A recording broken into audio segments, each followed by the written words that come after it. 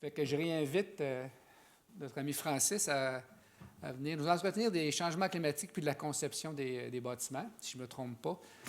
Fait que je n'ai pas besoin de le représenter. C'est le même que tantôt. C'est pas... C'est du temps. Ça, c'est efficace. Oui. Bonjour à nouveau. Donc, aujourd'hui, c'est un sujet intéressant. J'ai eu à le vivre.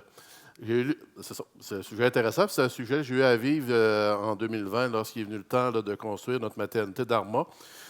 Donc, il y a eu des questionnements justement là, à savoir. Oups, ça n'avance pas. OK, c'est bon. Donc, on a eu des questionnements à savoir sur la conception des bâtiments. Au regard, on a réfléchi ça aussi en fonction des changements climatiques et puis aussi par rapport à ce qui est présent, là, ce qui est les recommandations du Code national du bâtiment. Dans le fond, moi, ce que j'ai retenu surtout, là, c'est puis aussi avec les différentes présentations puis l'évolution aussi là, des connaissances, surtout qui viennent d'Ouranos. Donc, c'est l'augmentation des charges potentielles de neige durant l'hiver. Dans le fond, la problématique, c'est pas tant qu'on va avoir une augmentation, ce que je comprends, c'est une augmentation des quantités de neige nécessairement, mais c'est plus les périodes de gel et de redoux. Donc, l'idée, c'est quand il va neiger, là, il mouille, donc, hop, là, la neige n'a pas le temps de fondre, l'eau s'accumule sur la toiture, là, puis la nuit il fait froid. Donc, c'est des séquences comme ça d'accumulation de neige et d'eau qui font en sorte qu'ils rajoutent du poids. Donc, une neige folle, donc c'est pas pesant. Mais une neige là, qui est compacte, qui est combinée avec de l'eau, ça, c'est lourd, puis ça, les toitures n'aiment pas ça. Donc, si on retourne en 2018-2019, donc il fait un hiver complètement opposé à ce qu'on a connu. Donc, il y a eu beaucoup de neige. OK, puis on a eu des cycles de gel et de redoux, de périodes froides et de redoux. Donc, il y a amené beaucoup d'écrasements de bâtiments. OK, puis des dommages à des toitures. Et puis, il y a des problématiques de neige qui étaient denses puis non balayées sur les toitures.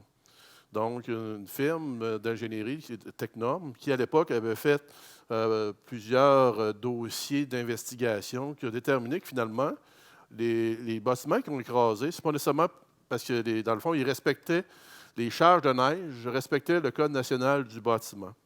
Mais par contre, ce qu'ils ont noté, c'est des problèmes de vis de construction. Donc, ce qui a amené donc, des dommages graduels. Et puis là, quand on est arrivé avec une surcharge de neige, donc les bâtiments ont écrasé. Dans le fond, il y a deux éléments importants à retenir là, si on parle de ferme de toit. Il y a deux choses que ça prend. Là. Les liens continus. Dans le fond, c'est des membranes, des membrures là, horizontales qui permettent d'attacher les fermes de toit de l'un à l'autre. Ça, c'est les compagnies les compagnies de ferme de toit qui vont vous faire des recommandations, ainsi que des membrures diagonales, là, donc qui vont permettre, là, dans le fond, de donner une raideur aux fermes de toit. Donc, si on regarde les vieux bâtiments, donc je dirais avant les années 90, il y a bien des bâtiments là, qui avaient très peu de liens continus. Donc, et puis, je dirais que les plans peut-être pas nécessairement respectés au niveau des entrepreneurs à l'époque, ou peut-être même à la demande là, des propriétaires. Dans le fond, il y a beaucoup de, comme on voit là, au niveau des flèches jaunes, là, on voit là, donc la flèche rouge montre un exemple là, de lien continu. Puis la flèche bleue, on voit c'est des croisillons là, qui permettent de donner de la raideur au bâtiment. Et puis les flèches jaunes, on voit là, des cas typiques où les membrures ont été en compression, puis que là, ils ont carrément cassé. Donc, ça, en 2018, on a connu ça, 2018-2019, donc déneiger la toiture lorsque requis. Puis ce qu'il faut faire attention, là, c'est que des fois, ça peut arriver qu'il n'y ait pas de neige d'un bout du bâtiment, mais qu'il y ait des accumulations à une extrémité. Donc à ce moment-là, ce n'est pas parce qu'il n'y a pas de neige à un endroit qu'il ne faut pas dire qu'il faut aller monter sur la toiture pour déblayer. Donc, puis aussi, l'idéal, moi, ce que j'ai vu d'intéressant pour les endroits où il y a beaucoup de neige, donc, c'est ça de mettre des fanions sur la toiture pour déterminer là, quand est le bon moment pour enlever la neige sur la toiture. Donc, pour les bâtiments existants, donc qui ont été construits depuis plusieurs années, surtout ceux qui vont chez l'air dans l'entretoit, parce que souvent, il peut arriver qu'il y a de l'air de la bâtisse qui sort par les entrées d'air, puis il va y avoir condensation d'eau sur les plaques de toit, ces plaques là, qui attachent les fermes de toit, les membrures ensemble, puis occasionner la corrosion. Parce que de l'eau et de l'ammoniac, c'est parfait, un bon mix pour corroder les plaques de toit. Donc, on voit en haut là, un cas typique de gousset qui a carrément lâché. Donc, oui, il est possible de le réparer en utilisant des feuilles de plywood, mais ça prend quand même un devis d'ingénieur pour déterminer là, le schéma de clouage au niveau là, de la plaque. Puis ça, c'est fréquemment rencontré dans les élevages, là, des vieux bâtiments, là, si vous n'allez pas régulièrement dans l'entretoit, là, je conseille là, d'aller faire un tour pour aller voir c'est quoi la situation, surtout si on a des entrées d'air qui font rentrer l'air par l'entretoit. Donc, si on parle de bâtiment neuf, donc là, c'est là qu'à Armand, on a réfléchi, puis donc, il y a différents facteurs qu'on peut considérer. Par exemple, à Armand, on aurait pu considérer que c'est une pente non glissante, non exposée au vent. Ça aurait fait en sorte qu'on aurait pu avoir des fermes de toit moins solides. Donc, réduire notre coût en termes de taille, de dimension au niveau de la robustesse au niveau du bois. Et puis, aussi, grosso modo, on va avoir aussi un critère qui s'appelle par rapport à la faible occupation humaine. Donc, on aurait pu rajouter un autre facteur qui aurait pu réduire encore davantage là, la robustesse des fermes de toit. Mais la décision a été prise, puis on a comparé nos coûts. Pour un bâtiment de 336 pieds de long par 136 pieds de large, on a décidé d'aller aux critères les plus critiques. C'est-à-dire qu'on considérait qu'il n'y avait pas de glissement, il n'y avait pas de vent, et puis que c'était un bâtiment commercial, c'est-à-dire c'était pas à faible occupation humaine. On parlait d'environ 20 000 $ de plus sur un projet, là, normalement pour une maternité de 675 truies, de 3,8 millions. Donc, puis aussi après ça, il faut calculer que s'il faut monter sur la toiture pour déneiger, c'est à peu près 2500 à 3000, là, si on est obligé d'engager là, quelqu'un à l'externe. Puis ça, c'est sans penser au stress, à savoir la bâtisse va-tu tenir. Là. Donc, moi, à mon point de vue, c'est des économies de bout de chandelle d'aller chercher le minimum de tous les critères.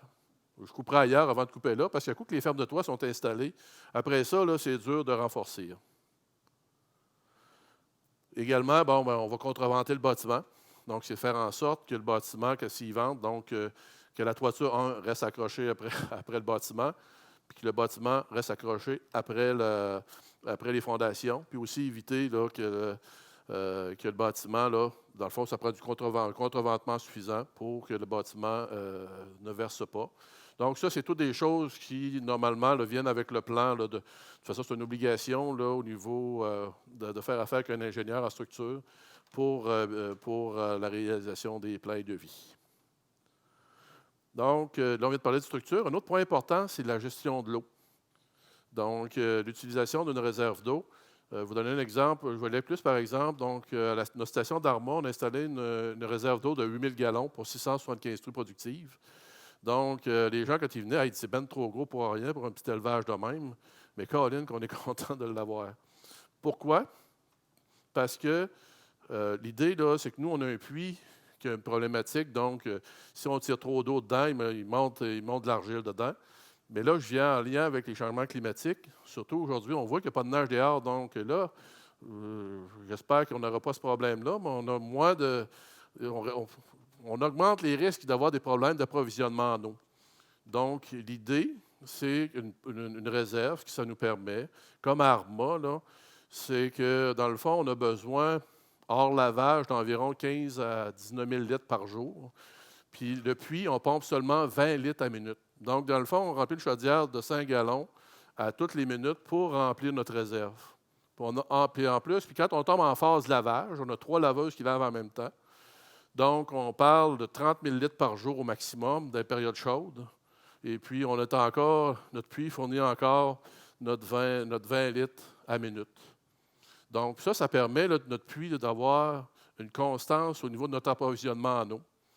Donc, c'est ça. Puis quand on a les puits qui sont bas, mon hypothèse, c'est qu'on va réduire le risque de créer des turbulences. Parce que si, on le voit ici, là, si on n'aurait pas cette réserve-là, dans le fond, là, le puits, c'est après tous les pics de consommation. Parce que la consommation, on regarde ici un exemple en engraissement, Donc, on voit que l'alimentation en eau va commencer autour de 5 heures le matin jusqu'à peu près 80 de l'eau va être consommée jusqu'à 3 heures dans l'après-midi. Donc, c'est une période de 10 heures environ.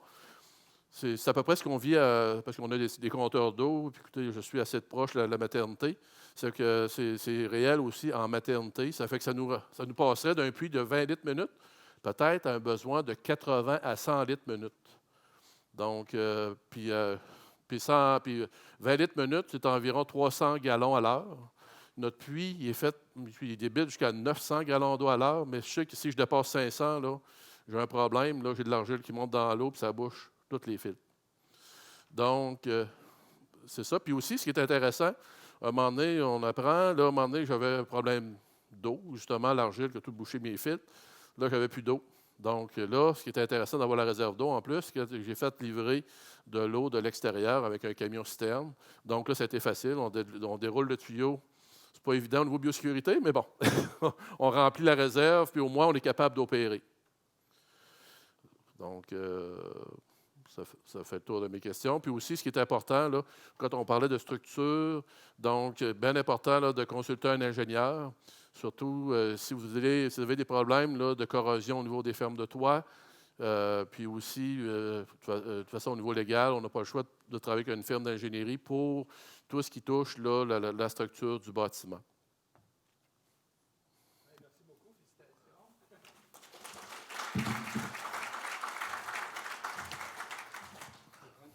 Oui. Oui. On a un peu de temps pour une ou deux questions. Vous présentez, puis qu'est-ce que vous faites? Sylvain Saint-Pierre, représentant Shurgame. Oui. Francis, comment tu fais pour contrôler ta qualité de l'eau dans les réserves? On utilise un chlorinateur. Et puis, au début de l'élevage, on est parti vite. Donc, on ne passe pas au chlorinateur, donc l'eau est venue brouiller. Donc, là, ce qu'on a fait, c'est simplement venir rajouter, tenir toujours entre 0,5 et 2 ppm de chlore, puis l'eau demeure super belle. Mais il faut dire aussi que nous, dans le fond, à Armand, on a une problématique aussi de fer, d'eau ferreuse, donc on a un adoucisseur.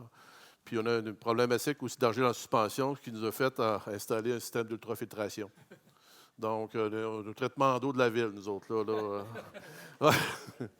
La même question, parce que ma question, c'est de savoir, est-ce que vous traitez l'eau, peu importe c'est quoi le traitement que l'eau a besoin, avant le storage ou après le storage? Avant, absolument avant, oui. Il ne faut pas que ça se corrompe. Oui, parce que là, ce qui est arrivé, à un moment donné, on a parti le chlorinateur, on a parti vite, là.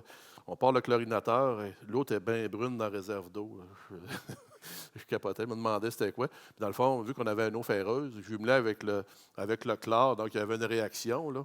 Ça fait que là, c'est pour ça qu'on a installé un adoucisseur. Puis là, à un moment donné, on installe l'adoucisseur, parfait, tout va bien. Bien, à un moment donné, on s'est mis à pomper trop d'eau. Puis là, on avait de la boîte dans le fond qui s'est ramassée de la réserve d'eau. Mais là, c'est de l'argile qui s'est mis à monter. Là, on a installé un adoucisseur d'eau. Pas un adoucisseur, mais une ultrafiltration. Depuis ce temps-là, la qualité d'eau est très belle. Donc, si on regarde dans le fond là, de la réserve, là, l'eau est claire. Merci, Francis. Merci beaucoup.